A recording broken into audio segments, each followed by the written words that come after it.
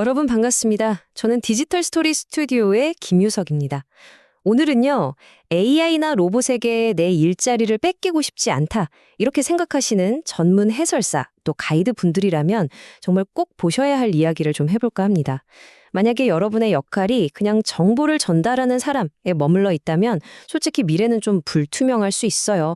하지만 스토리텔러로 진화하신다면 여러분의 가치는 오히려 지금보다 훨씬 더 귀해질 겁니다. 그래서 오늘 분석은 바로 이 질문으로 시작하려고 합니다.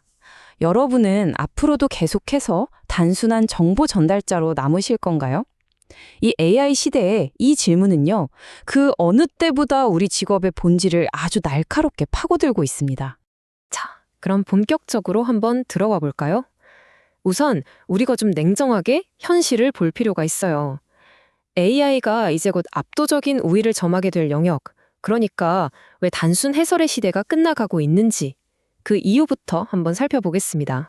여기 보시면 아주 명확하죠? 솔직히 지식의 양이나 정확성 면에서 우리 인간이 AI를 이길 수는 없습니다. 연도, 이름, 어떤 수치 같은 객관적인 사실들을 쫙 나열하는 지식의 창고 역할, 그리고 실시간 통역과 번역을 해주는 다국어 서비스, 또 하나는 24시간 내내 지치지도 않고 사소한 질문에 척척 답해주는 접근성과 가성비. 이 세 가지 영역에서는요, 앞으로 AI가 거의 완벽하게 인간을 앞서 나갈 거예요. 자, 그런데 말이죠. 바로 여기서부터 진짜 흥미로운 지점이 보이기 시작합니다.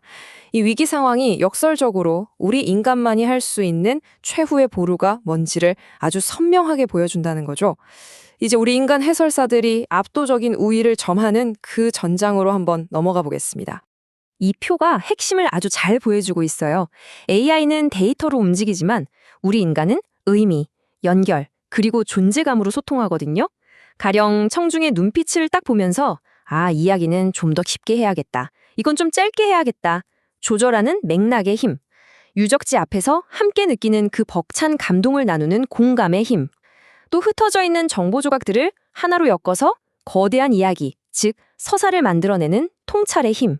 그리고 오랜 경험이 녹아든 목소리가 주는 그 신뢰감, 실제감. 이런 것들은 AI가 절대 흉내낼 수 없는 우리만의 강력한 무기입니다. 맞습니다. 지식은 검색의 영역이지만 감동은 조우, 즉 만남의 영역이다.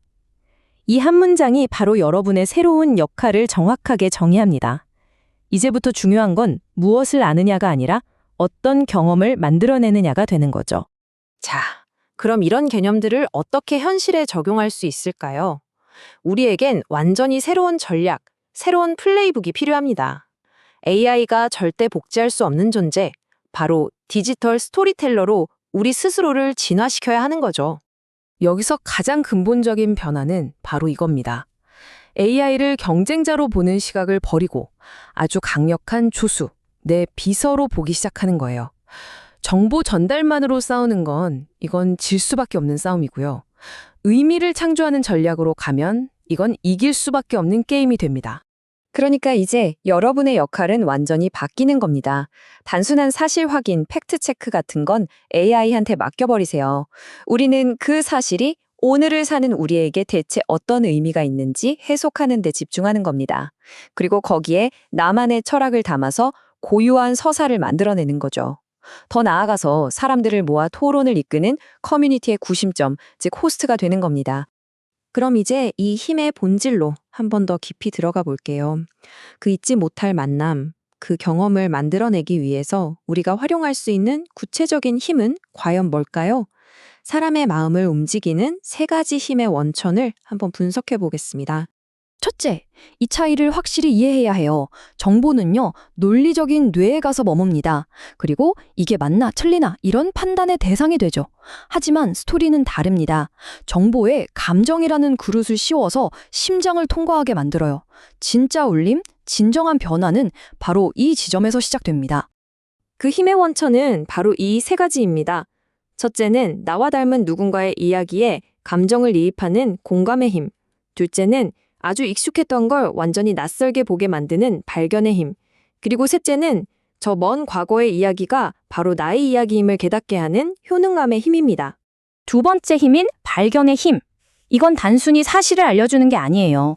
그 사실들을 재배치하고 새로운 관점을 제시해서 청중이 새삼을 완전히 다르게 보게 만드는 거죠.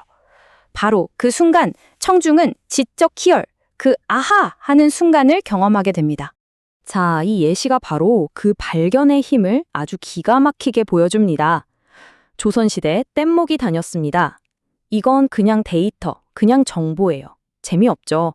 하지만 그 뗏목이 사실상 조선의 경제를 순환시켰던 최초의 신용카드였습니다.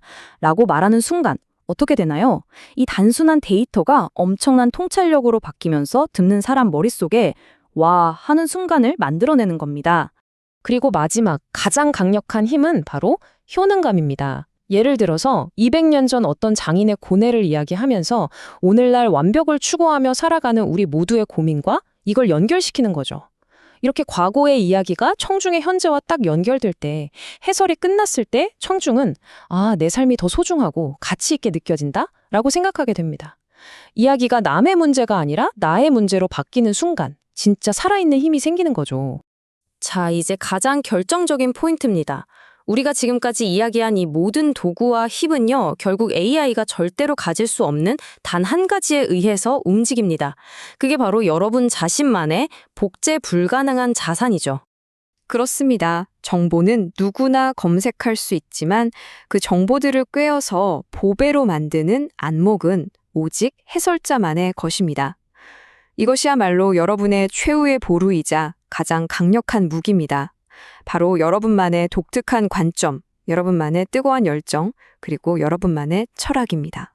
정보는 이제 흔한 상품이 되어버렸습니다. 스토리는 여러분의 기술이죠.